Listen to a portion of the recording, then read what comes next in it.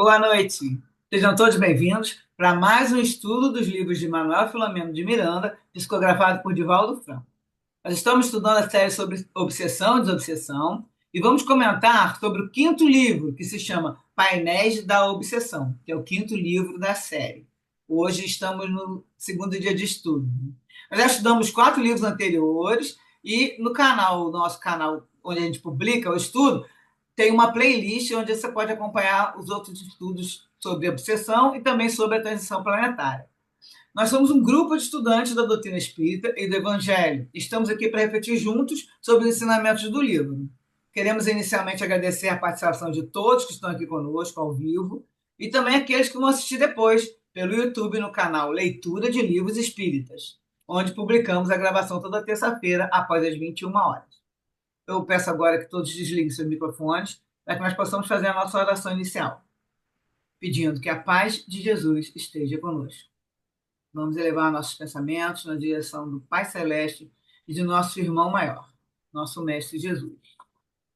Senhor, rogamos seu amparo para os propósitos de bem servir. Reunimos aqui para mais um estudo e pedimos seu auxílio. Que o Senhor nos conduza na realização dessa tarefa e que possamos estar receptivos à inspiração dos teus mensageiros. Que os ensinamentos do livro possam iluminar nossos caminhos na jornada evolutiva, facilitando assim a nossa compreensão e a nossa caminhada. Pedimos, enfim, a sua proteção para a realização do nosso estudo, que assim seja, graças a Deus.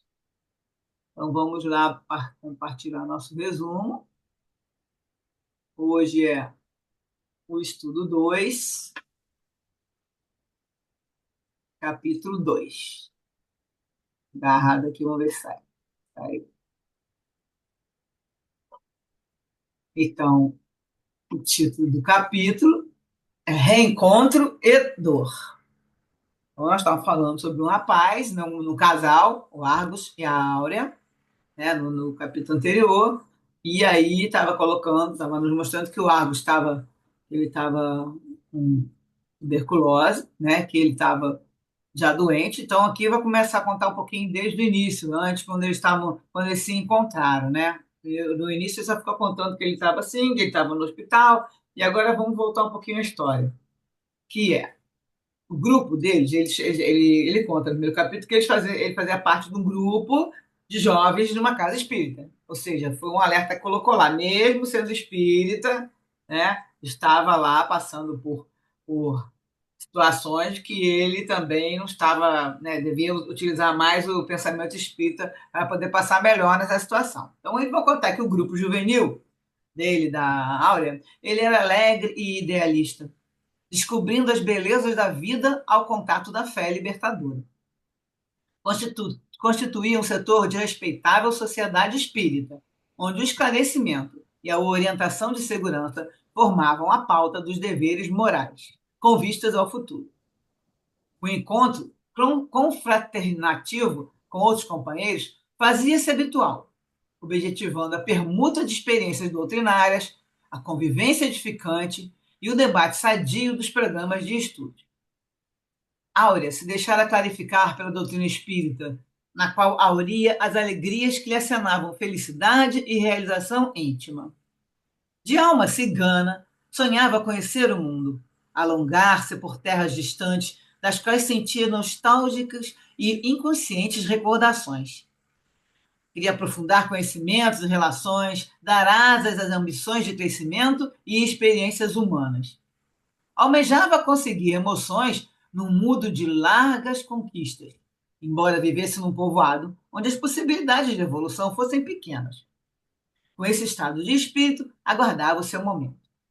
Interiormente, sabia que a vida lhe estenderia as mãos amigas, nem sempre ditodas, ao menos em caráter socorrista. Ao encontrar Argos na festa da confraternização juvenil, o impacto foi imediato, levando a reflexões, nas quais buscavam identificá-lo nos refolhos da memória. Sentimentos desencontrados dominaram-na. De um lado, experimentou inaudito júbilo por perceber-se notada e mesmo estimada. De outra forma, um estranho receio assaltou-a, como se imagens diáfanas que se corporificavam em névoas surgissem ameaçadoras, aterrorizando-a com lembranças que não chegavam a delinear-se claramente num quadro de realidade. Então, ela teve ali uma intuição do que, de repente, sentiu na energia ela junto com o Argos. Assim, Miranda vai falar aqui que iniciou-se, ou teve prosseguimento, o drama das duas almas que restabeleciam os vínculos na área da afetividade para o processo de justa reparação e de progresso, que se fazia inadiável. No curso dos dias, a correspondência e os reencontros dos jovens sob a proteção dos pais de Áurea, à exceção da genitora, que percebia algo de estranho e perturbador no futuro genro. Então, esses reencontros resultaram que fosse anunciado o noivado e, mais tarde, consumada a boda. Alegrias, festas singelas e transferência de domicílio enriqueceram a jovem, que parecia haver conquistado o primeiro patamar da escada das suas aspirações. Ainda vivia os róseos dias do matrimônio em júbilo, quando a enfermidade do esposo veio à tona, sorrateira e dominadora, voluptuosa e cruel. Então, vocês lembram que no primeiro capítulo falou que ele escondeu dela, né? Ele sabia que já estava com tuberculose. Então, nessa época, a tuberculose constituía verdadeira peste, destruindo as vidas que lhe tombavam indefesas. As modernas descobertas farmacológicas abriam perspectivas promissoras. Apesar disso, a calamidade prosseguia, com altas incidências obituárias. A viagem à abençoada cidade serrana de Campos do Jordão, onde é o hospital que ele foi, né, fora feita sem maior delonga. Graças à interferência de amigos afeiçoados, esses abnegados trabalhadores da fraternidade, que sempre se encontram a serviço do bem. Então, aqui dá a entender que são amigos encarnados, né? Mas com certeza também amigos desencarnados estavam ali ajudando que ele fosse internado nesse hospital. Áurea, jovem e inexperiente, presa de tormentosas incertezas, passou a enfrentar o primeiro grande testemunho que a iria amadurecer para melhor entender a vida, despertando-a para as superiores finalidades da reencarnação. No interior, no seu interior, né, a imensa frustração, quase mágoa, pelo comportamento do esposo que lhe ocultara o problema, sem conceder-lhe a opção de preservar a própria saúde, expondo-a a um contágio que, felizmente, não se consumou. Argos, na sua formação moral egoísta, ambicionando o prazer, não calculara quanto ao sacrifício que impunha à pessoa a quem pensava amar. Na Terra, o amor é, ainda, filho do imediatismo e dos interesses, nem sempre apoiados à nobreza dos sentimentos elevados, zelando pela criatura querida. Mais servo da sensação do que da emoção, o amor, no caso, faz-se arquiteto de tragédias, evadindo-se quanto mais dele se necessita. A sadia fraternidade, não desenvolvendo nos corações, responde pelo despreparo das criaturas para os cometimentos mais graves e nobres, dentre os quais o amor assume papel preponderante. Então, aqui nós vamos ver uma referência, eu vou voltar, fazer uma paradinha, para ir para o anexo, que foi dado, no caso, para a gente ver os tipos que acontecem, aí estamos falando do casamento, né? Os tipos de casamento, no livro Estudando a Mediunidade, de Martins Peralva. E ele vai trazer uma classificação interessante, onde a gente vai encontrar situações que ou a gente já passou, ou tem gente que a gente conhece que está passando. Então, no capítulo 14, na verdade, o Martins Peralva, esse não é livro psicografado, não, gente, é Martins Peralva, ele é um escritor, né, espírita, muito estudioso, pesquisador da doutrina. Ele vai falar no item 14, do desenvolvimento mediúnico, que o Espiritismo nos ensina que a maioria dos lares terrestres se constitui de casamentos provacionais. Daqui a pouco ele vai detalhar. Antigos desafetos que se reúnem para a dissipação do rancor.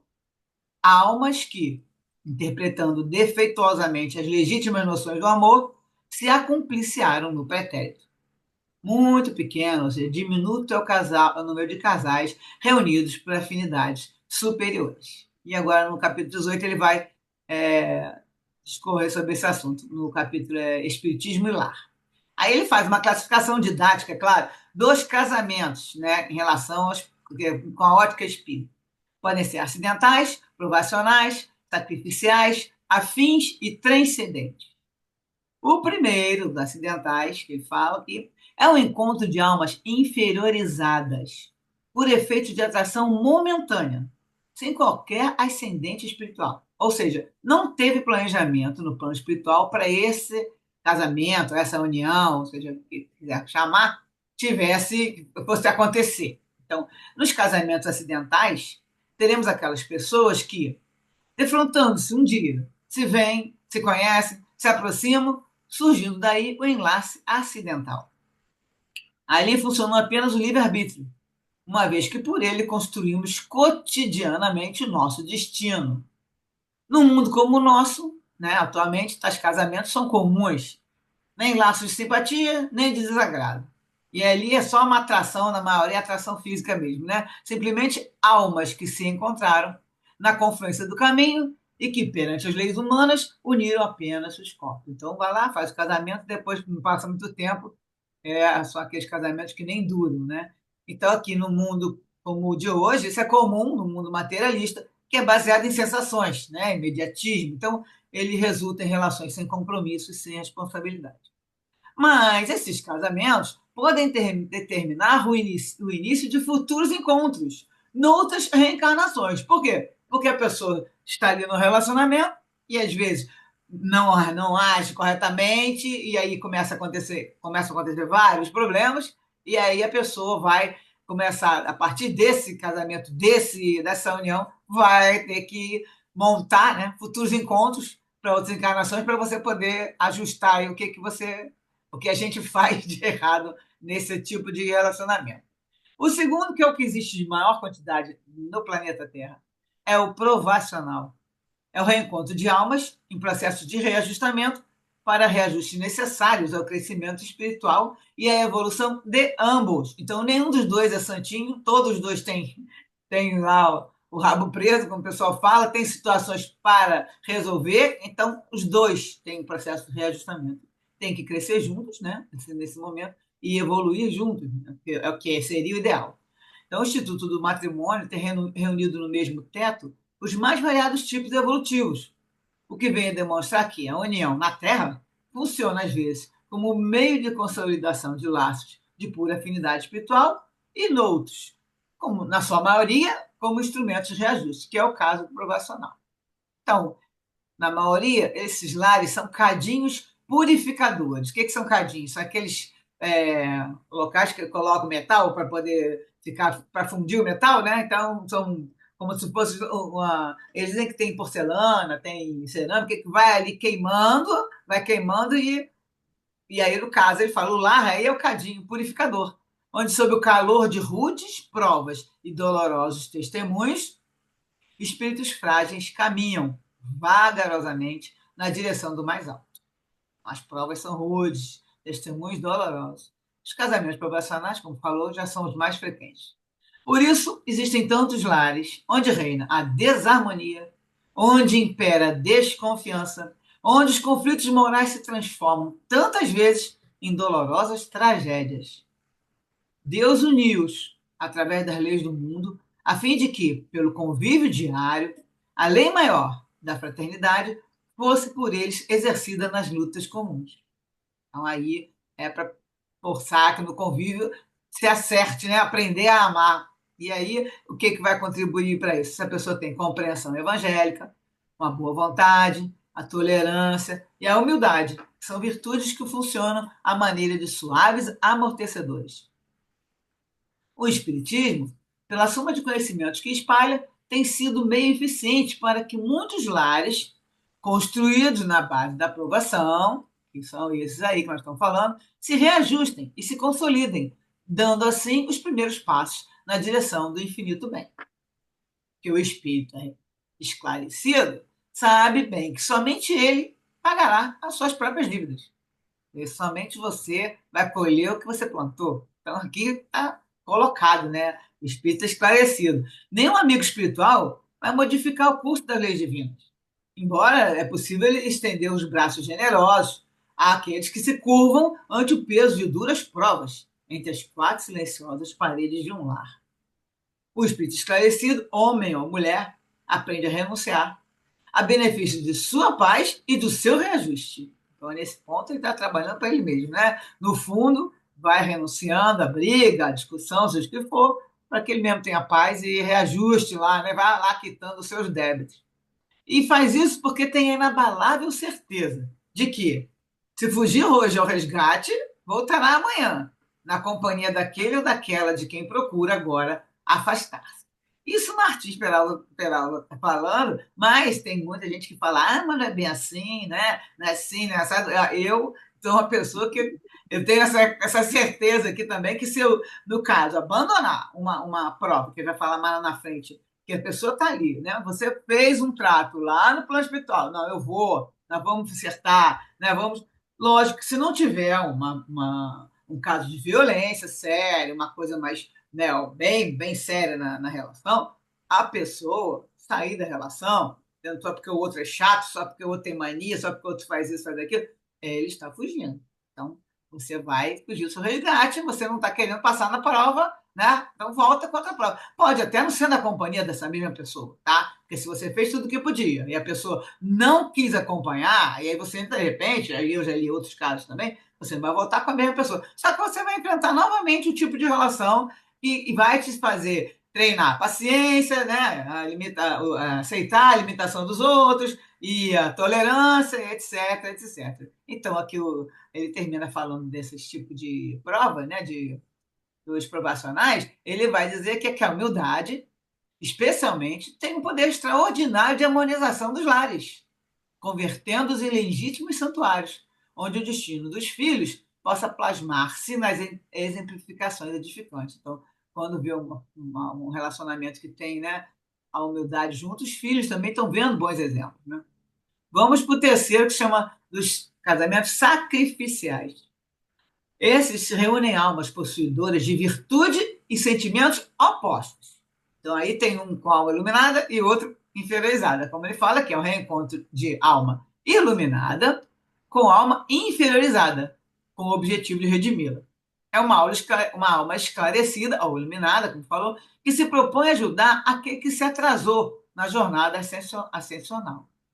Como a própria palavra indica, é casamento de sacrifício para um dos cônjuges. E o sacrificado tanto pode ser a mulher como o homem. Quem ama não pode ser feliz se deixou na retaguarda, torturado, sofrendo, o objeto da sua afeição. E aí, muitas vezes, volta na qualidade de esposo ou esposa, recebe o viajor retardado, a fim de que, com seu carinho e com a sua luz, embora um espírito mais iluminado, né, estimular-lhe a caminhada. Então, o casamento sacrificial é, pois, em resumo, aquele que um dos cônjuges se caracteriza pela elevação espiritual e o outro pela condição evolutiva deficitária. O mais elevado concorda sempre em amparar o desajustado. Assim sendo, a mulher ou o homem escolhe companhia menos elevada, deve levar a cruz ao calvário, que eu estava falando aqui, né? Porque, sem dúvida, se comprometeu na espiritualidade a ser o sirineu de todas as horas. E o recuo, no caso, teria uma deserção ou compromisso assumido. Um exemplo desse tipo de casamento foi, para quem leu o livro do Nosso Lar, a mãe de André Luiz, né, que já estava vivendo em colônias mais superiores, ela escolhe voltar para reencarnar com o pai do André Luiz novamente e vai receber as duas amantes que ele tinha, receber elas duas como filhas e tentar consertar, tentar ajudar, né, os três ali, tanto as duas filhas, que com certeza teriam lá os seus deslizes, e o pai, no caso, que é ex-marido, que ela também volta, porque o amor ali dela era enorme, por isso que é um espírito elevado e um espírito superior, né? Os casamentos afins são reencontros de corações amigos para a consolidação de afeto. Os casamentos denominados afins, no sentido superior, são os que reúnem almas esclarecidas e que muitos se amam. São espíritos que, pelo matrimônio, consolidam velhos laços de afeição. Pouquíssimo, né, gente? Que a gente vê que as pessoas que se entendem perfeitamente, que se amam, já devem ser almas esclarecidas, já evoluídas, muito poucos. E aqui também teremos aqui outro tipo também de espíritos elevados, os casamentos transcendentes, que são almas engrandecidas no bem, que se buscam para realizações imortais. são constituídos por almas engrandecidas no amor fraterno e que se reencontram no plano físico para as grandes realizações de interesse geral. A vida desses casais encerra uma finalidade superior. O ideal do bem e o anseio do belo repleta-lhes as almas de doce ventura, pairando acima do campo das emoções inferiores, o amor puro e santo. E aqui nós estamos como exemplo Kardec e Amélie, que veio, né, ajudar Kardec, né, nessa missão dele para codificar a doutrina. Então você vê que são os dois ali com grandes realizações e realização de interesse geral. Então, Martins termina aqui dizendo que todos nós passamos, ou passaremos ainda, segundo for o caso, por toda essa sequência de casamentos, acidentais, provacionais, sacrificiais, até alcançarmos no futuro a condição de construir um lar terreno na base do idealismo transcendental, que é esse aqui do Kardec, ou da afinidade superior, que são quando os espíritos se amam mesmo, estão ali os dois no mesmo nível, né? Para colocar só mais umas referências, temos aqui do livro Nosso Lar, é, num trecho lá que eu acho que foi o instrutor que falou, né? Que eu não coloquei quem colocou, quem falou, mas com certeza é o instrutor que fala: o verdadeiro casamento é de almas. E essa união ninguém poderá quebrantar. E aí eles trazem outra classificação: casamento de amor, de fraternidade, que seria, né, quando ficar muitos, né, são irmãos, de provação e de dever.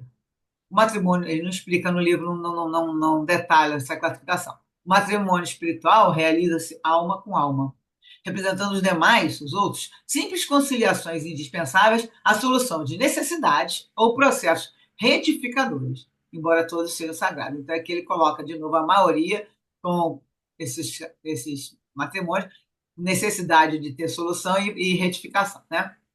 E aqui, por último, aqui um exemplo do livro Nos Domínios da Mediunidade, André Luiz Chico Xavier, no capítulo 14, vai falar em serviço espiritual. É o caso de Abelardo e Celina. Abelardo está desencarnado e Celina está encarnada. O André pergunta assim, ele está vendo Abelardo na casa da Celina, né? Fala assim, na posição de espíritos encarnados, Abelardo chega a partilhar-lhe o tempo doméstico? E o instrutor fala para ele, tanto quanto lhe é possível. Por haver descido consideravelmente a indisciplina e a perturbação, a Bernarda ainda sofre as consequências desagradáveis do desequilíbrio a que se rendeu. E, por esse motivo, o lar terreno, com a ternura da esposa, é o maior paraíso que poderá receber por enquanto. Então, já está ali, está tendo uma bênção de estar fazendo parte do lar, que no lar dela era um lugar que estava sempre com boas vibrações, né? Então, ele vai continuar falando que o Abelardo diariamente se entrega ao serviço árduo na obra assistencial em favor dos companheiros ensandecidos, mas descansa, sempre que oportuno, no jardim familiar, ao lado da companheira. Uma vez por semana, acompanha-lhe o culto íntimo de oração, seria o culto no lar, né? É-lhe firme associado nas tarefas. Eles não foram apenas cônjuges, conforme as disposições da carne, são infinitamente amigos. E Abelardo agora procura aproveitar o tempo, a benefício do seu reajuste, sonhando receber a esposa com novos títulos de elevação, quando Celina for novamente trazida à pátria espiritual. O que quer dizer isso aqui? Porque Abelardo também, lá no plano espiritual, ele está trabalhando para conseguir, aqui que a gente coloca, que é como até sublinhar, conseguir novos títulos de elevação, porque lá ele também está trabalhando e se doando para aumentar, né, o merecimento dele. E aí, no caso, ele quer receber a esposa com esses títulos, já que a Celina já está no outro nível, né? Outro é mais evoluído que ele. E André pergunta: isso, porém, é comum? A separação dos casais é apenas imaginária? E aí o instrutor fala: um caso não faz regra. Onde não prevalece, né, da afinidade do sentimento, o matrimônio terrestre é um serviço redentor e nada mais. Aí, a maioria do serviço como ser provacional, né? Na maioria das situações, a morte do corpo somente ratifica uma separação que já existia na experiência vulgar. Nesses casos, o cônjuge que abandona o eventuário físico se retira da prova que se submeteu, à maneira do devedor que atingiu a paz do resgate. Vocês não tinham nenhum amor profundo que for manter eles, né, um laço de alma que vai manter eles ainda juntos, como está acontecendo aí do Abelardo e a Celina. Eles vão se separar, cada um depois consegue sua evolução para um lado, para o outro. Um dia se encontra, vamos parceiros, que legal, nós fomos casados. E aí ficam, né, na fraternidade. Aí, aqui no final, ele coloca, todavia, Quando os laços da alma sobrepairam as emoções da jornada humana, quando existe esse laço mesmo profundo de amor, ainda mesmo que surja um segundo casamento para o cônjuge que se demora no mundo, a comunhão espiritual continua, sublime, em doce e constante permuta de vibrações e pensamentos.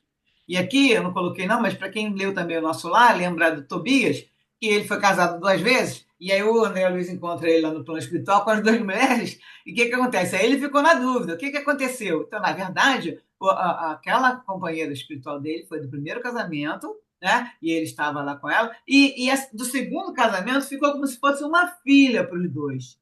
Na hora que ela chega lá, da segundo casamento, ela não entende muito bem, mas acabam explicando a ela e ela entende. E aí, tanto a primeira mulher dele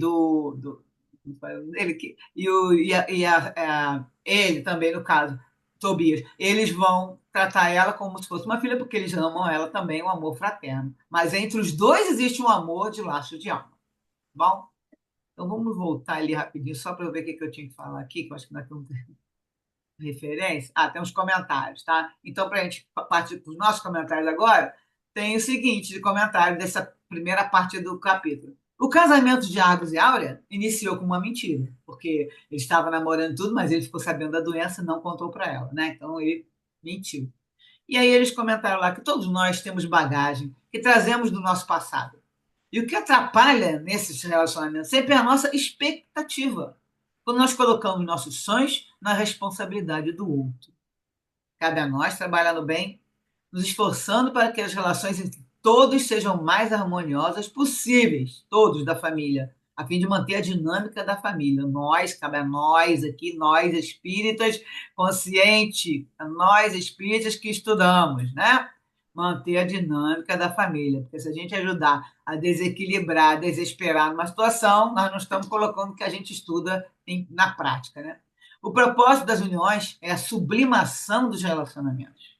É um compromisso que nós assumimos. O caminho de evolução. Que é a nossa lei, é a lei de sociedade. Então, é relacionamento mesmo. O Espiritismo é a doutrina da responsabilidade. Vai sempre nos chamar para responsabilidade. Viver é escolher. E a escolha é sempre livre, dentro de um leque amplo de alternativas. Então, nós construímos cotidianamente o nosso destino pelo nosso livre-arbítrio. Então, nós vamos parar um pouquinho para que vocês possam comentar, já tem bastante conteúdo aí, né? E fazer se tiver pergunta, tá bom?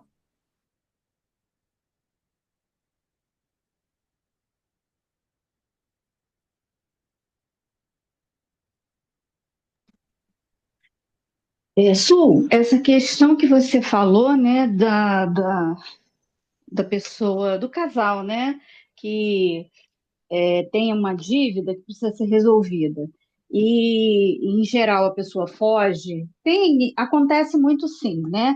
Mas eu acho que se a pessoa, foi o que você falou, se a pessoa faz todo, né, investe todo o seu sacrifício, todo o seu esforço, e aquela situação não melhora, é justo que ela deixe a pessoa seguir, né? E vá viver a vida dela, porque ou então com relação a questões de violência doméstica, né?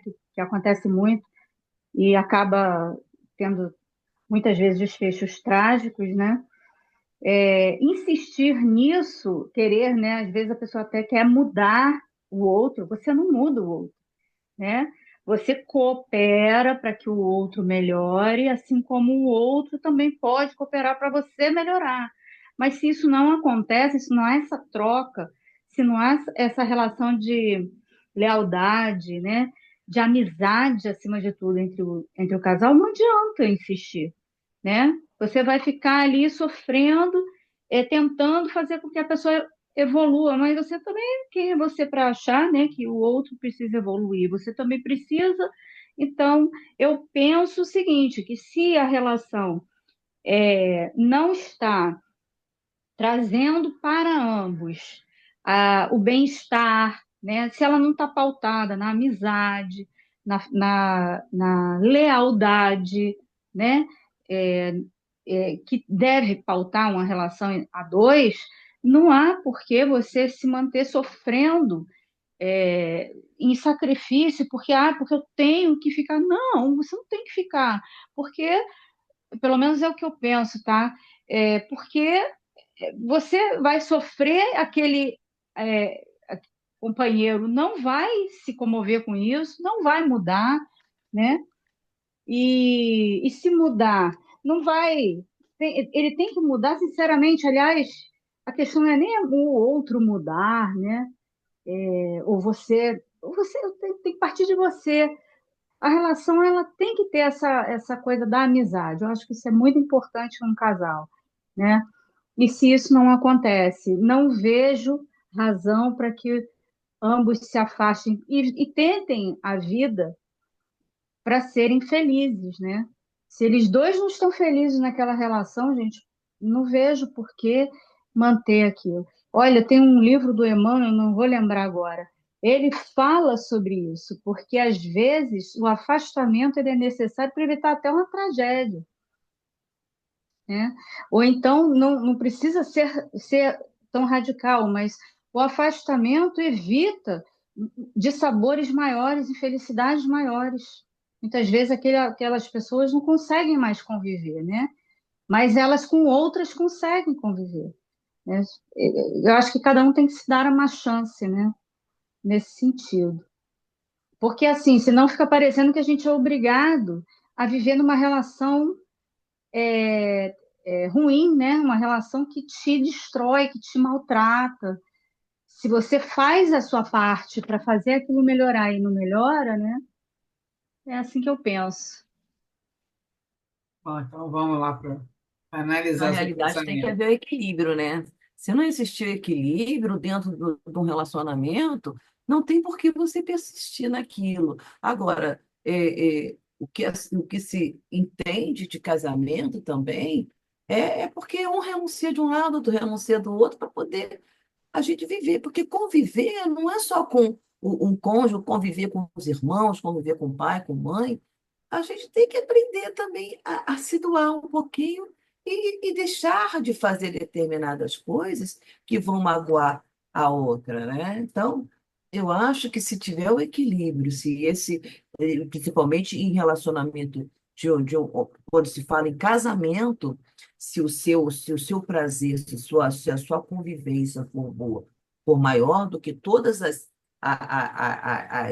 brigas, desavenças, tente equilibrar isso, tente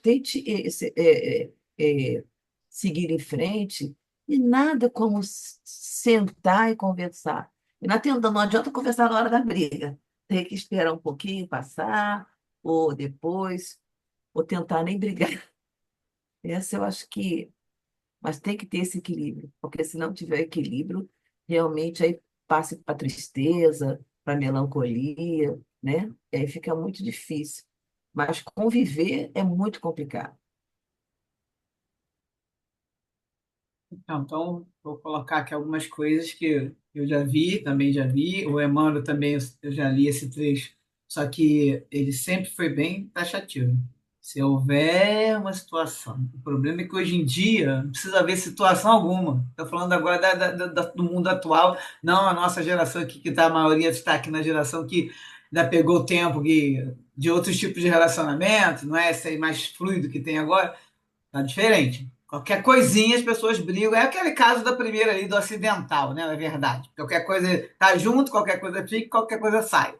O problema dos relacionamentos, né, do casamento, qualquer convivência é difícil, né? A gente, né, já comentamos aqui, não é só casamento. Você todo dia no trabalho, tem amigos do trabalho, tem na família, os irmãos, os pais e pai, todo mundo, a gente sabe que é difícil. Só que no casamento, nós estamos aqui todo dia com aquela mesma pessoa, nós temos ali um compromisso, e muitos têm filhos, já aí entra um outro, segundo fator, e não se trata de mudar o outro. Esse é que é o problema básico sempre. E o grande problema quando as pessoas querem fazer autoconhecimento.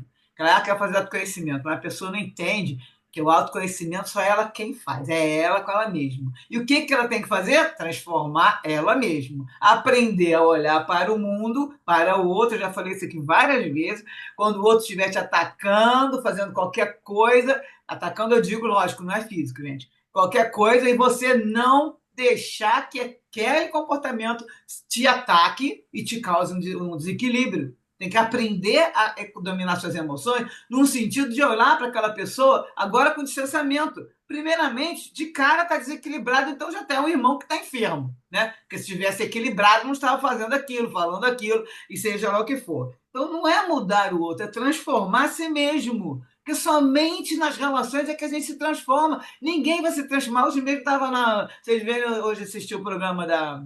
Pode buscar lá no YouTube, da Rádio Rio de Janeiro, foi o tema autoconhecimento. E a Miranda, que é uma que comenta que é fantástica, ela mesmo fala assim: não adianta querer lá ir para a comunidade lidar só com a Madre Teresa, sei lá, qualquer que exemplo que ela deu, e achar que você vai ali, você vai crescer no modo de lidar com os outros, porque está todo mundo muito bom, todo mundo naquela mesma energia. É o caso da gente quando a gente fala o centro espírita. Ninguém fica lá discutindo, batendo boca, nós estamos todo mundo bem, todo mundo falando com tranquilidade. Você não vai encontrar nenhuma evolução, quer dizer, não vai conseguir evoluir, vamos dizer, de um jeito mais rápido, se você ficar só convivendo com pessoas dentro de um monte lá do Tibete, com os tibetanos, não vai, porque você só vai na hora que você encontra aquela pessoa que vai te enfrentar, que vai te atacar, que vai te causar problemas, que vai te testar.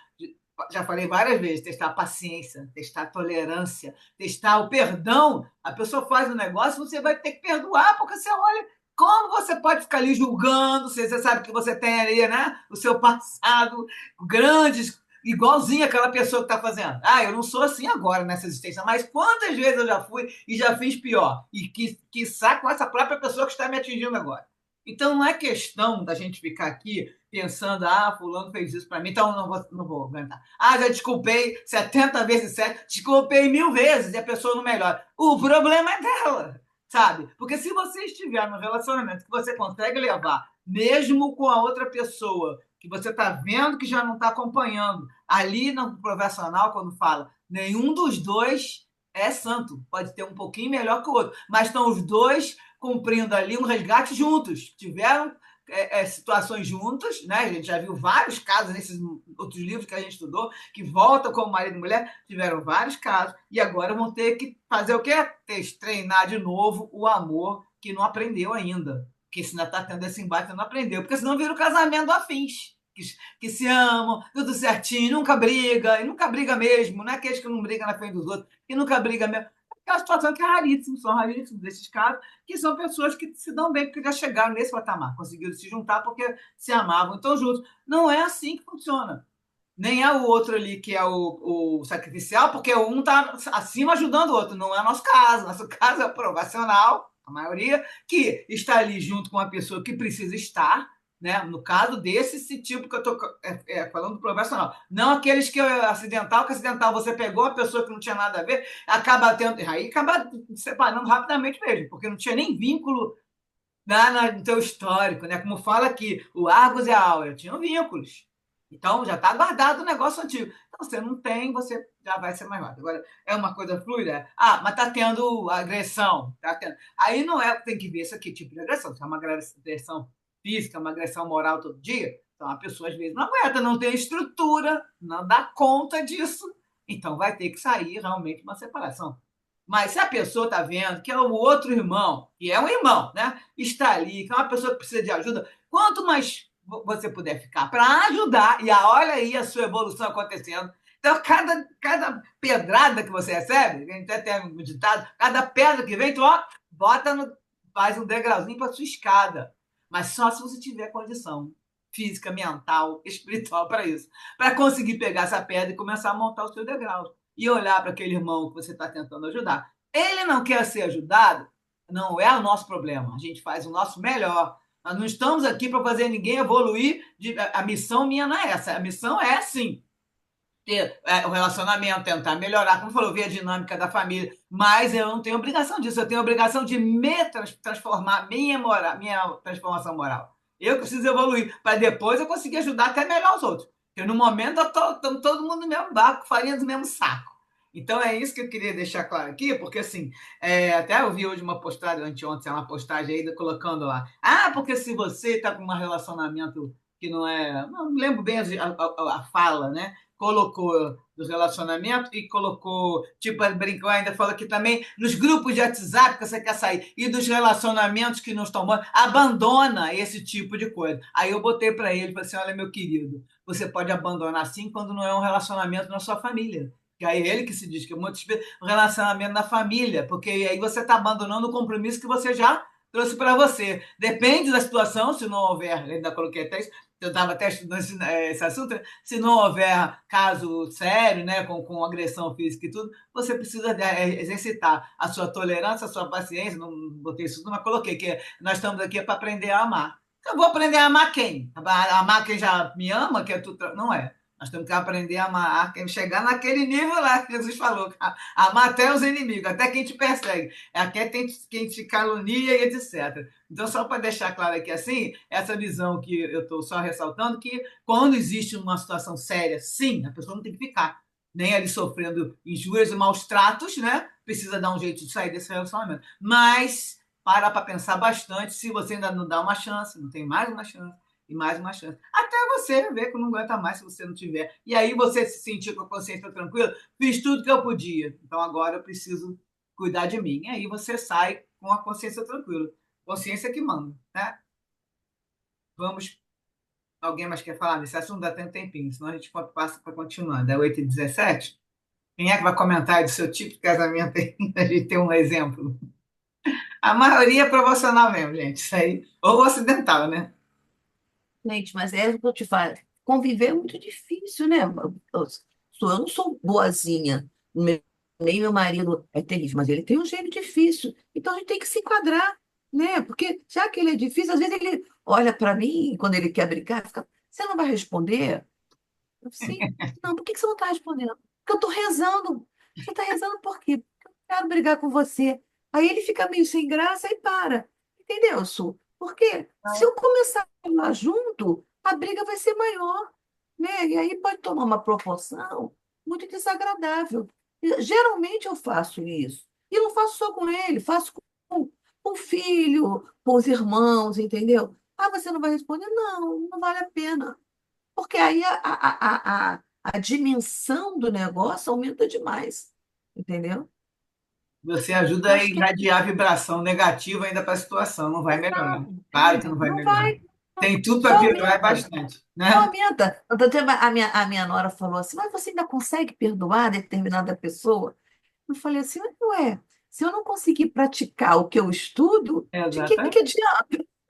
Entendeu? E 70 vezes 7 é que é para. Não tem essa conta. 70 vezes. Isso Não só é tem 7, 70 70 vezes. vezes 7. Essa história até é interessante, porque eu estava escutando várias vezes, eu peguei só uma, duas indicações, que o sete vezes de perdão foi desde a época de Caim. Aí ele falou, teve nas escrituras falando sobre sete, perdão de 7 vezes, e depois veio 70 vezes, lá de um eu sempre troco o nome, de um outro pedaço do Antigo Testamento que fala 70. E aí, quando Jesus se refere a 70 vezes 7, é que ele estava falando desses dois trechos do Antigo Testamento. Ele não falou para você contar 70 vezes 7, que vai dar 490. Ele falou porque ele vai justamente referendar da época de Caim, depois da época daquele outro, que tem lá o nome que eu esqueci, e depois ele vem e coloca, olha só, é para perdoar. Perdoar por quê? Infinitamente, não é, Su? Como ele É fala para perdoar o pai, que você puder, perdoa infinitamente, né? perdoa porque eles não Tenta, sabem o que pelo fazem. menos. É essa que é o pensamento nosso. Perdoa porque eles não sabem o que fazem. Nós já estamos começando a saber. Então a gente tem que,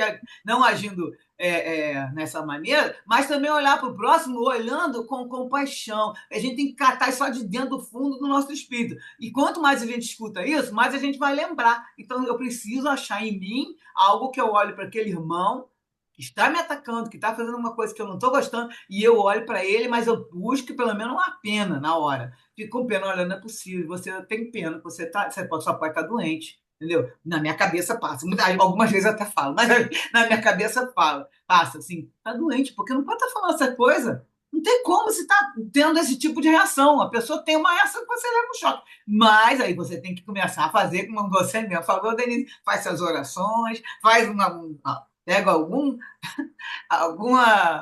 recurso que você tenha para você poder sair dessa energia. Sai daquela energia que não está boa. Porque se você deixa, com certeza estão tendo outros irmãos ali junto para ficar junto daquela pessoa que vai para te atacar. E nós já falamos aqui várias vezes que nós, espíritos, que nós estamos nos estudando, nos dedicando a nos melhorar, né? Tentando ajudar os outros também, Às vamos vezes ser também, Su, atacados. você tem que olhar que aquela pessoa não é só aquilo. Tem outras coisas que elas fazem que são excelentes, né? Que Exatamente. são exemplos. Então, de repente, eu falo assim, tá no mau dia. Eu sempre penso assim, tá no mau dia, vai melhorar. Entendeu? Porque realmente, porque se eu começar a pensar que é a coisa, eu tinha que brigar toda hora. Mas depois que a gente faz aquele autoestudo que você fala, ela tá ruim, o problema é dela, não é seu. Não Exatamente. deixa isso te influenciar, entendeu? Você faz sua parte, né?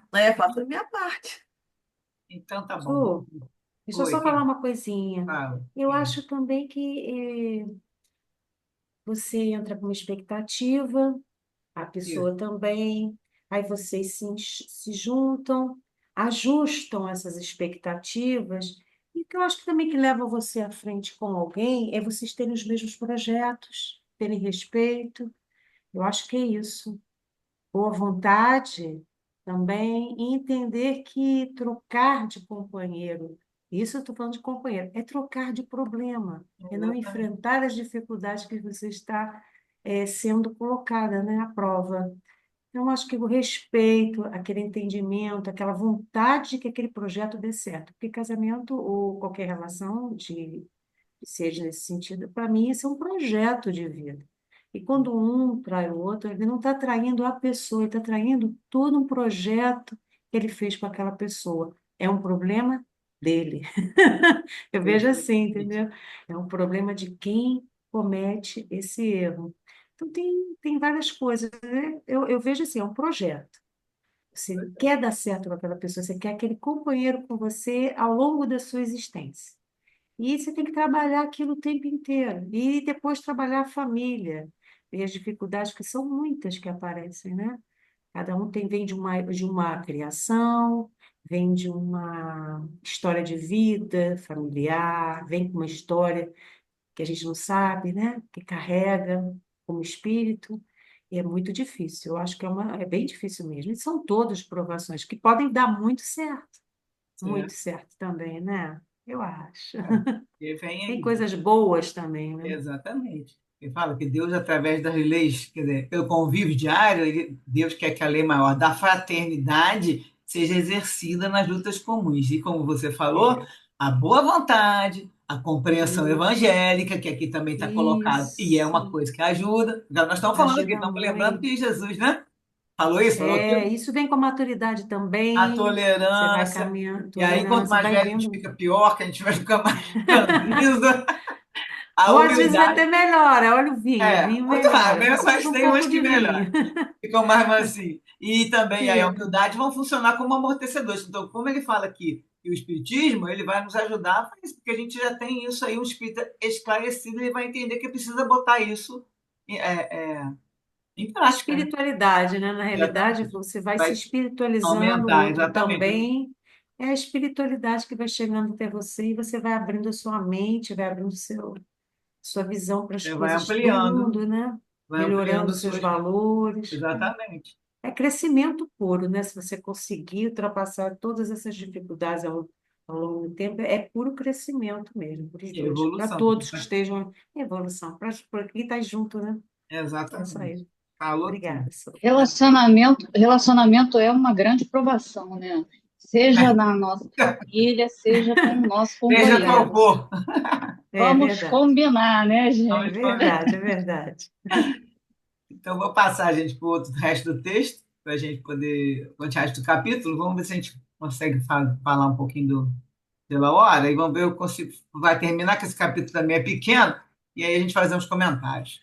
Então, agora vamos lá para o sanatório, ele está internado, e aí a Áurea, né, dele, a menina, né, no sanatório, para poder ajudar, ela procurou amparar o esposo enfermo, e gerou bastante simpatia, conquistou amizades que serviam para ela que seriam, né, de utilidade para ela, relevante durante todos os trânsitos que ela ia experimentar. Então, ela fez bastante amizade, tudo também, porque está ali, estava morando no hospital, né?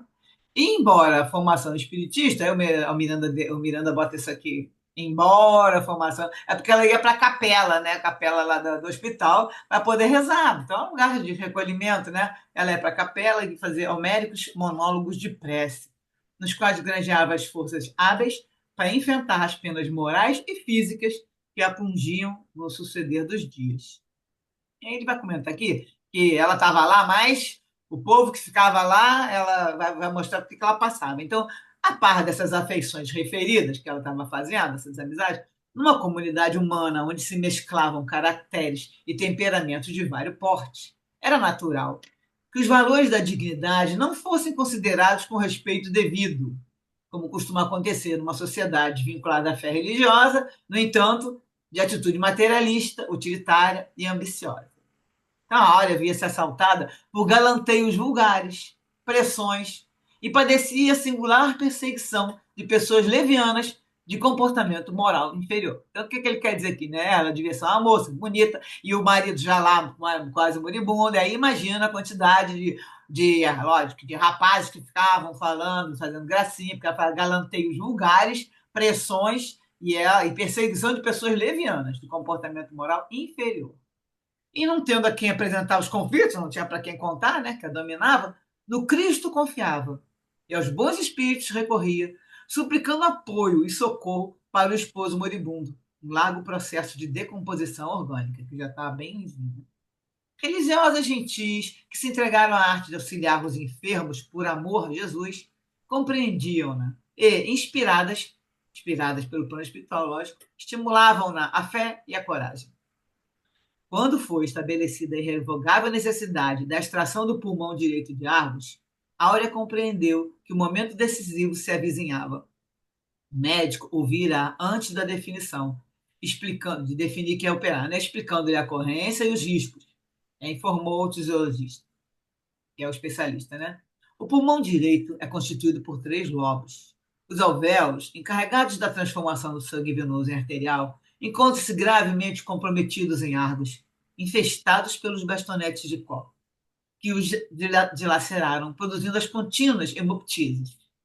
A técnica do pneumotórax, que era um procedimento que consiste na inserção de um tubo no tórax para drenar o ar e permitir que o pulmão volte a inflar. Mas essa técnica, para ele, não resultará positiva, em razão do avançado estado de desgaste do órgão. Somente a ablação total da câmara pulmonar poderia ensejar um prolongamento de vida física. Não for fácil a decisão. O tempo de vida do seu esposo é mínimo e não há razão para delongar-se a cirurgia, não demorar mais tempo. Então tem que ser logo. Sob o estigma do pior, Áurea concordou, confirmando que se faça tudo pela vontade de Deus.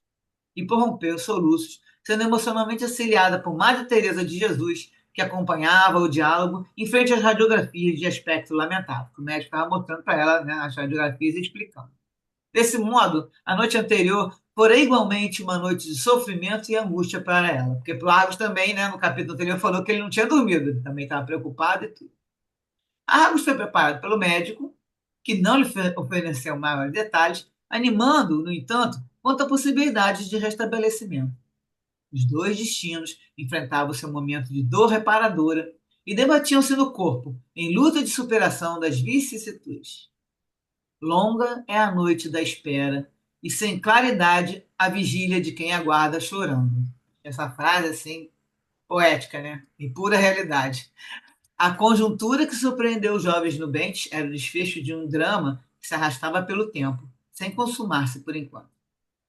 A existência física na Terra é um elo de imensa cadeia, ligando a criatura à vida, ou faz-se um degrau na larga escada colocada rumo acima.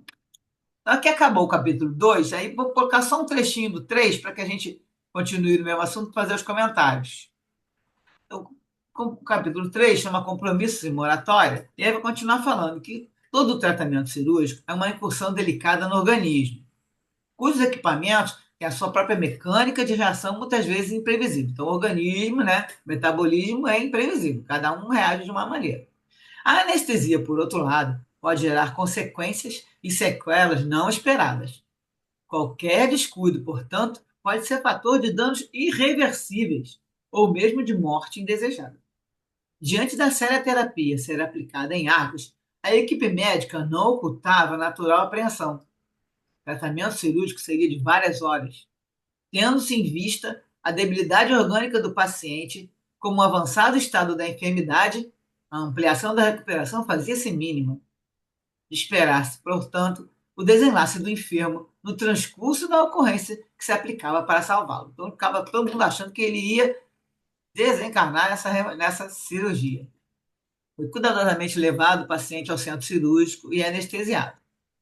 E o médico explicou à sua equipe a técnica de que iria se utilizar para a ablação do pulmão direito, sugerindo algumas providências para eventual aplicação em caso de emergência. Aí agora, em relação ao ar. Despertando da ação do forte anestésico de que for objeto o corpo, Argos, atingido através dos delicados tecidos do perispírito, foi despertando, demonstrando natural receio e aturdimento. Observou a sala, detectando a presença dos benfeitores espirituais que o amparavam naquele importante evento da sua existência. Então, ele estava fora do corpo, né, de desdobramento, e estava olhando, meio aturdido, a sala, os benfeitores, estava detectando os benfeitores. Então, pouco a pouco, sob o carinhoso concurso magnético de técnico em passe do nosso plano de ação, e é a Miranda que está contando, que indica que ele estava lá também, ele foi se conscientizando do que acontecia, identificando a marcante presença da irmã Angélica, que dirigia o grupo de cooperadores espirituais. E, de certo modo, era fiadora da sua atual etapa reencarnatória.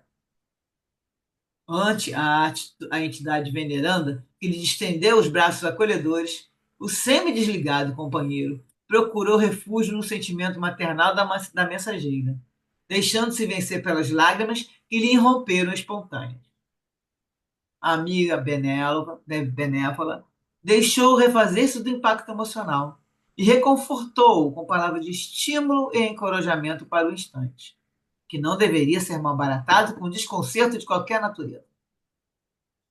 Reassumindo a posição de equilíbrio, apesar do tremor que o sacudia de quando em quando, que era o efeito natural das sensações que o perispírito experimentava durante o cometimento operatório e que eram transmitidos aos equipamentos do espírito, Agus ouviu com atenção a abnegada orientadora. Isso a gente vai ver semana que vem. E agora vamos tratar dessa situação, dessa sensação aí que nós já comentamos, que o que acontece no corpo reflete no perispírito. Várias vezes falamos aqui, e o que acontece no perispírito também no corpo. Agora vamos ver um exemplo que quem vai dar do livro da Ivone Pereira. E é o que eles estão falando aqui, que ele está sentindo o que está acontecendo. Ele levou a anestesia, ficou com tremores, sacudindo, mas por causa da anestesia, né? Não era o que estava acontecendo ali no plano espiritual. Então, uma referência que eles deram lá é que no livro Recordações da Mediunidade, de Ivone Pereira, a Ivone vai relatar as sensações que o corpo físico dela sentia enquanto ela estava em coma, tá? Que foi numa época que ela estava com uma... Teve doente algumas vezes, né? Então, ela vai contando, no corpo carnal, justamente à altura do coração, eu me queixava de dores intensas e nem mesmo podia suportá-las, o que me fez cair naquele estado comatoso. Vi-me assistida por médicos espirituais como se eles nada mais fossem do que médicos do plano terreno. Ingeria remédios em espírito e fui submetida a uma operação em meu corpo astral, ou perispírito, pois este era realmente o que enfermava. Então, o que enfermou foi o perispírito. Ela estava tomando remédio em espírito, porque ela no corpo ela estava em coma. E foi submetida a uma operação no perispírito, também no plano espiritual. Aí ela vai contar como é que ela tomava os remédios. Para ingerir os remédios, passava-se o seguinte: os enfermeiros do plano astral traziam-me para junto do leito, onde permanecia meu corpo carnal inerte. O perispírito, pois, aproximava-se do corpo, sem, contudo, despertá-lo nem mesmo tocá-lo. Ministravam um remédio ao perispírito, a fim de que suas essências interferissem no envoltório físico. Ela tomava o remédio pelo perispírito para causar reação, para dar uma consequência no corpo.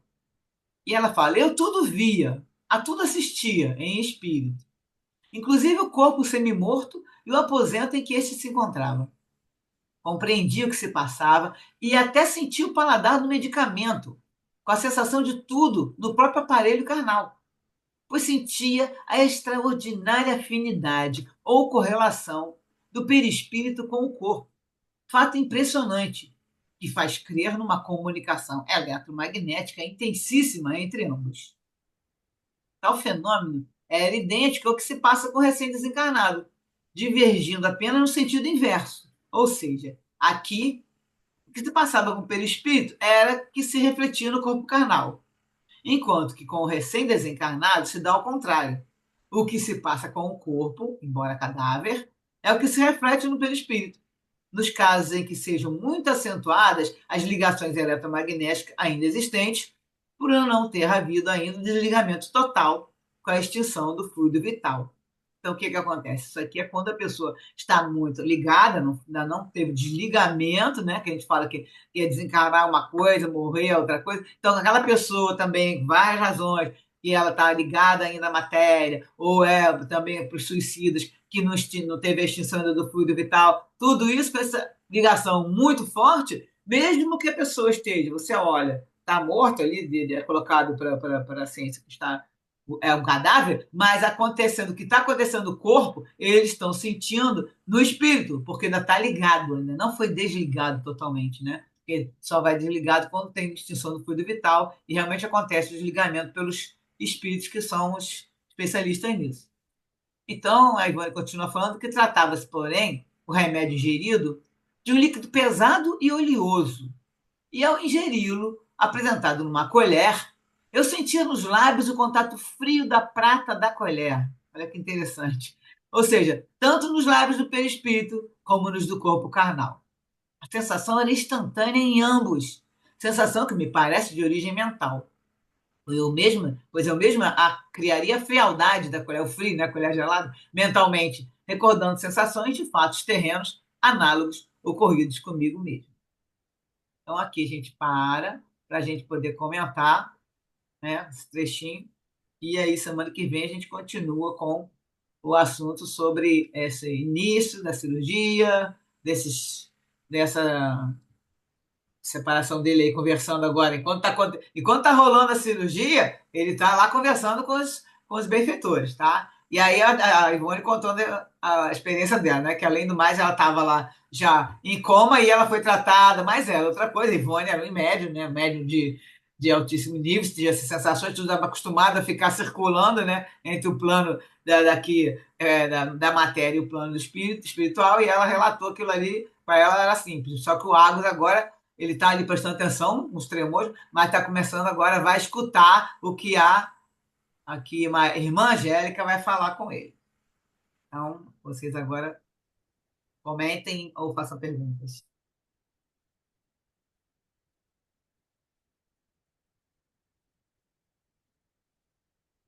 Alguém aqui já tinha ouvido Então, falar a dessa seguir, história? Já tinha ouvido falar dessa história que a pessoa, do jeito que a Ivone contou, nunca tinha visto.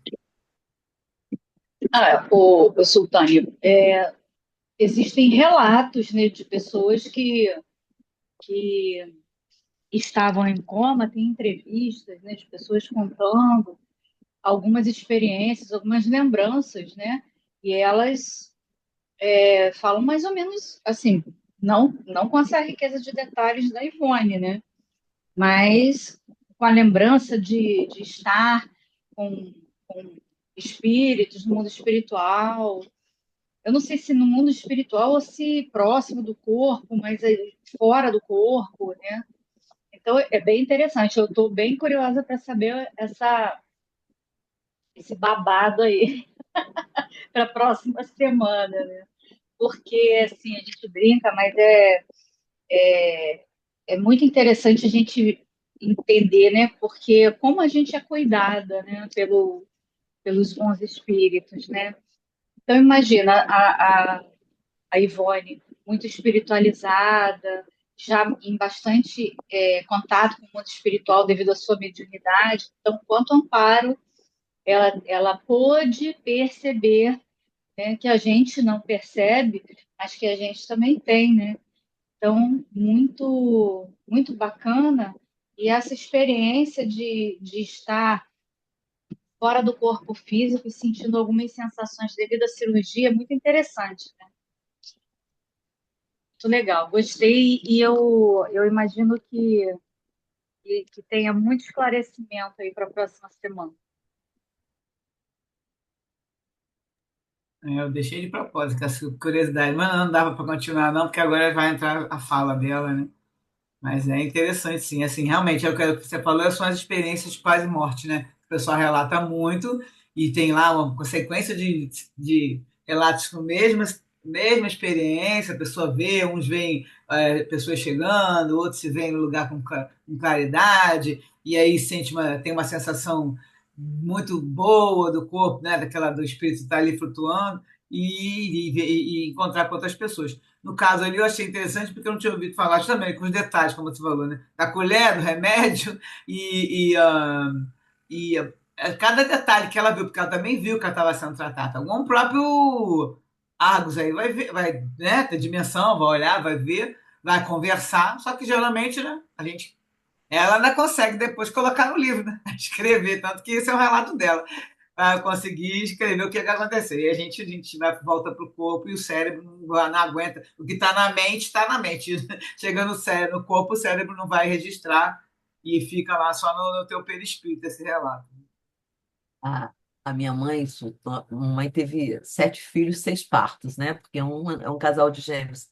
E ela fala, toda vez que ela entrava na, no centro cirúrgico para ter filho, mamãe teve, todo mundo teve de parto normal, só o último que teve que fazer cesárea, porque não tinha passagem, depois de 7 filhos, né? E ela já estava morta do joelho para baixo. Ela fala que ela tinha o médico dela, os coisas, e tinha os médicos, sabe, que ela não conhecia, sabe? Aí, quando ela acordou, voltou, né? Aí perguntou para o doutor, que na época o nome do médico era doutor Macia, quem são aqueles outros médicos que estavam com o senhor?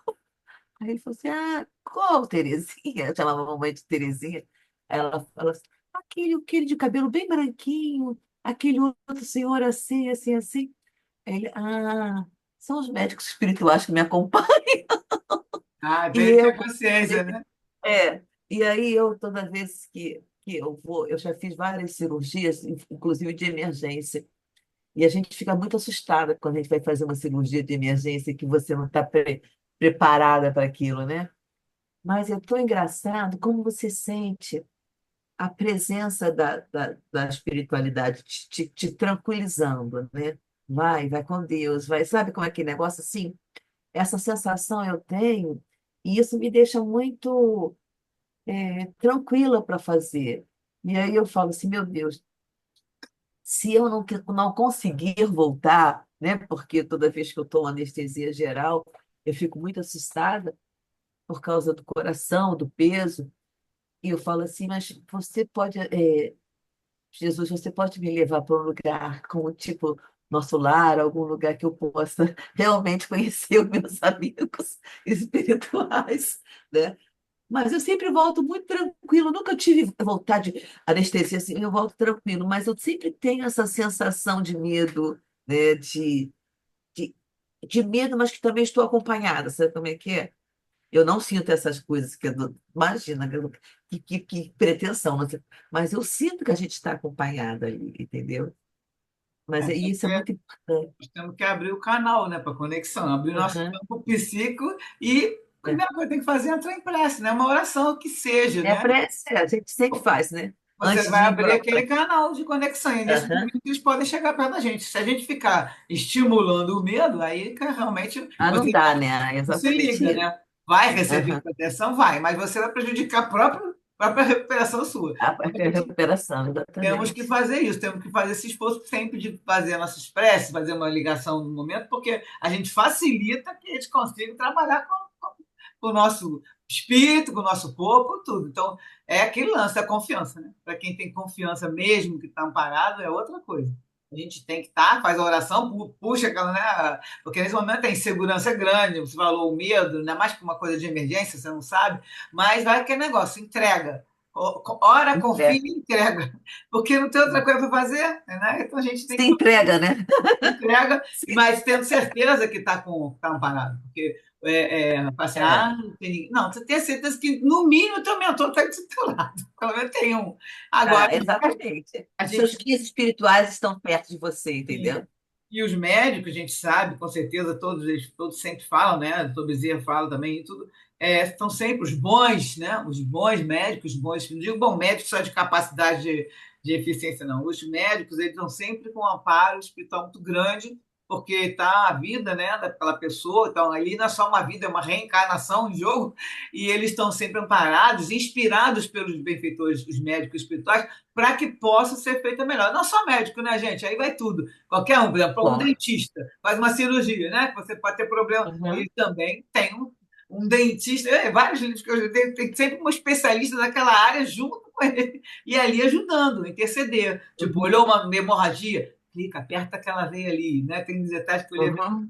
vai naquela veia, espeta ali. Então, eu não lembro mais qual foi, que estava tendo um relato desses aí que eu escutei, que estava tendo hemorragia horrível, não parava, não parava. Acho que foi o Paulo Frutuoso, tá? Que estava contando nesse relato dele. E aí, quando ele foi pedindo ajuda, daqui a pouco, ou era outro médico junto, que foi lá e só pegou. No final, depois de não sei quantos minutos, o paciente já praticamente morrendo, ele vai e pegou, apertou a tal do lugar que eles estimularam e pronto, reverteu o quadro todo. Já estava lá a hemorragia completa no abdômen da pessoa. É um relato desse aí que eu lembrei, foi num caso desse que o Paulo Frutuoso colocou. Ou seja, eles estão sempre amparados. Agora, também tem que ter conexão, porque se é um médico que se acha orgulhoso e tudo, eles vão ficar ali tentando. Às vezes consegue, porque às vezes ele quer fazer o bem para o paciente, né? E aí vai por essa via. Mas se for um médico que já tem uma ligação espiritual, seja qual for, não interessa a sua religião, pode ser ateu, seja que for, mas que queira fazer o bem de coração aquilo ali e ajudar aquela pessoa, pronto, sempre tem uma companhia. A gente sabe disso, que isso é verdade. Então, tenhamos sempre a confiança nisso. Né? Com certeza. Fechamos aqui. Eu quero perguntar mais alguma coisa, que estamos 20h47. Se vocês não quiserem falar mais nada, a gente termina. Então, semana que vem, no caso, a gente termina esse capítulo 3. Eu não lembro. Sandra quer falar, né? Sandra Pereira, fala aí. É só um comentário sobre essa questão da ajuda espiritual, né? Vocês disseram que todas as atitudes, todas as atividades, todas as profissões que lidam com o ser humano, todas elas são ajudadas por outros espíritos, né? Então, a grande questão é que tudo está para o cuidado do espírito. E a gente vive muito mais para o cuidado das coisas do mundo físico. A gente valoriza muito, né, nesse planeta de provas e expiações, a gente valoriza muito mais isso. Mas todo o universo existe para o desenvolvimento moral do espírito. Então, qualquer coisa que envolva o cuidado com o espírito, vai haver muitos espíritos mais elevados cuidando ali, né? Então, assim, eu vejo isso em todas as profissões. Quando eu estou atendendo a alguma pessoa e existe uma necessidade em particular, eu percebo claramente que me vem uma indicação de falar sobre, ou de usar tal palavra, que serve como gatilho, como chave para aquela pessoa conseguir, né, seguir adiante no caminho dela. E isso é muito claro, é só a gente ter essa condição de perceber.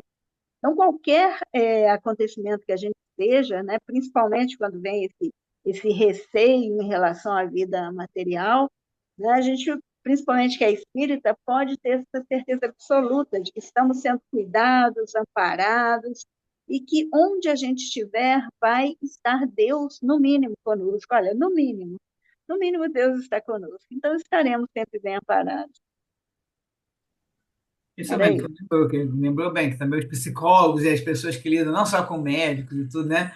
Lidam com isso, vão estar sempre inspirados. Só que você também me fez lembrar, e para quem estudou aqui nos bastidores da obsessão, vai lembrar de um caso que era um garoto, ele vai voltar, Thaís, eu não sei qual é o livro que volta o caso desse menino, um rapaz que vai receber o chip do Dr. Stel, né? Daquele chefe das trevas, um chip que fica induzindo ele a querer o suicídio. E ele vai procurar, por uma inspiração dos obsessores dele, ele vai procurar um profissional que também não estava em boas companhias, porque ali tudo se atrai, o garoto com aquele modo de pensar e coisa e tal, né? Na situação de aproveitar a parte material somente, sensações da vida e todos os prazeres da vida, vai acabar nas mãos de um profissional que ainda estimula ele a continuar fazendo o que ele estava fazendo.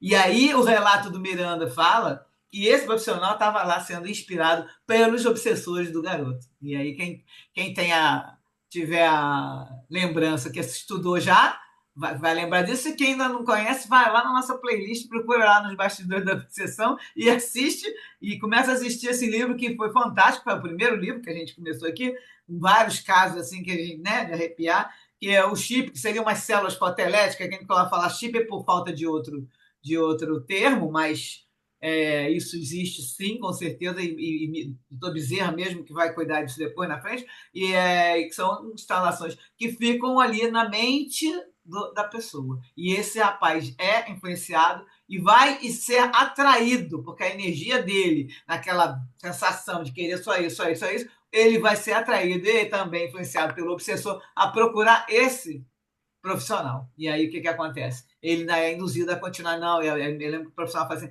não, isso tudo é coisa da vida, não tem problema, vai aproveitando. E estimula ele a continuar fazendo aquelas situações que ele estava fazendo que não eram corretas na época.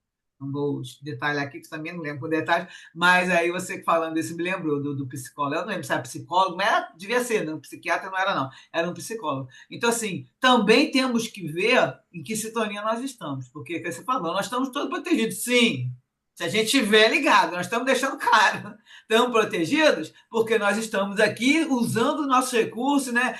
Tentando, nos esforçando para melhorar, fazendo nossas orações, estamos aí batalhando, né? Tentando passar fazer a nossa transformação. Agora, se a gente ficar na vida da invigilância, na vida da sensualidade, do mundo material e não pensar nisso, nós vamos estar na mesma sintonia daqueles profissionais. Não é que você não vai receber amparo, porque você tem lá a sua programação reencarnatória e tem lá a sequência. Eu não estou falando aqui que não vai receber, mas também, dependendo do que nós fizermos, o que nós pensarmos, sempre lembrando de vigiar o pensamento, que nós estamos cultivando aí na nossa vida, a gente vai atrair aquelas pessoas para a nossa vida. Vão atrair profissionais, vão atrair pessoas de todo tipo. Então, é importante sempre a vigilância. Vigiai e orai, né? Como já disse Jesus. Mais alguém? Eu gosto também do final. Mais alguém quer falar uma coisa? Se não, já cai agora, só fala terça-feira que vem, agora nós vamos estar direto. Só vamos parar no carnaval, gente. Carnaval não tem jeito, né? Terça-feira de carnaval, todo mundo viaja, mas vamos tocar direto, como eu estava falando. Semana que vem a gente continua o 3 e tem alguns acréscimos aqui também de referência e vamos caminhando, tá? E o livro tem assim, tem uns capítulos menores, vamos tentar caminhar de acordo com o capítulo, mas se ficar pouco texto, poucos comentários, a gente diminui um pouco o tempo do estudo, tá? Já fica claro aqui que o dia que a gente for até às 9, se não der, a gente pode terminar antes, vai depender muito do conteúdo, porque os capítulos têm muitos capítulos pequenos, e aí também poucos comentários, a gente não vai ficar aqui enrolando, né? Nosso objetivo é aprender com Miranda, com toda a experiência de vida que ele passa para a gente vê o caso de uma pessoa e fala, ai meu Deus, isso pode acontecer comigo, ou já aconteceu comigo, ou vai acontecer de uma maneira parecida. Então a gente tem que estar sempre aproveitando cada detalhe dessas experiências para utilizar na nossa vida e a gente tentar fazer o melhor. Sempre tentar fazer o melhor. Então vamos lá, Carla, faz nossa oração final. Vamos lá.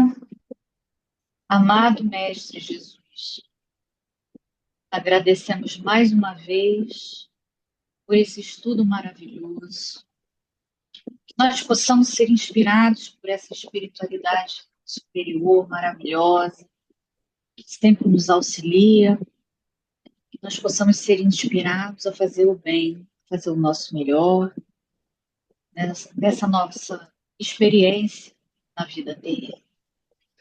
Obrigada, Senhor, que nós possamos estar aqui mais uma vez na próxima semana, bebendo dessa fonte, nosso querido Manuel Filomeno de Miranda. Que assim seja, graças a Deus. Graças a Deus. Então, até terça que vem, continuando nosso estudo. Beijo para todos. Boa Tchau, noite, gente. obrigada, Su. Até Boa terça. Tchau, noite. Tchau. tchau. Boa Boa noite a noite. todos. Tchau.